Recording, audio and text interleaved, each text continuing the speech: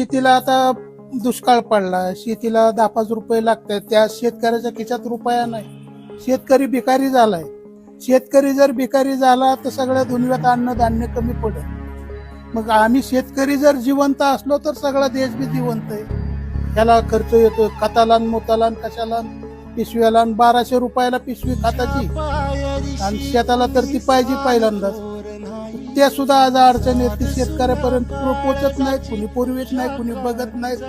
नेते होत्यात, मतापुरतं येतात आणि मत घेऊन जातात आणि कोणाला 5 वर्ष बघत नाही. भिकारी आहे शेतकरी. शेती बी विकता येईना, पीक बी मागता येईल. तर मतापुरतीच लोक येतात, मतापुरतीच गोड बोलतात. मत झालं की कोणाला 5 वर्ष कुणी बघायला मौतीला येत नाही. त्याच्या शेतकरी जर मिळाला, फक्त शेतकऱ्याला जर बघितलं तर देश सुखी आहे. नाही तर पाकिस्तान सारखाच खेळ आपल्याला व्हायचा काय काम आहे.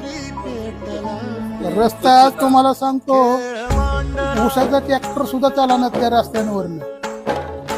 तुम्ही एक बार आमच्या गावाला येऊन बघा आणि मग रस्ता बघताना तुमची गाडी कशी होईल. खडं पण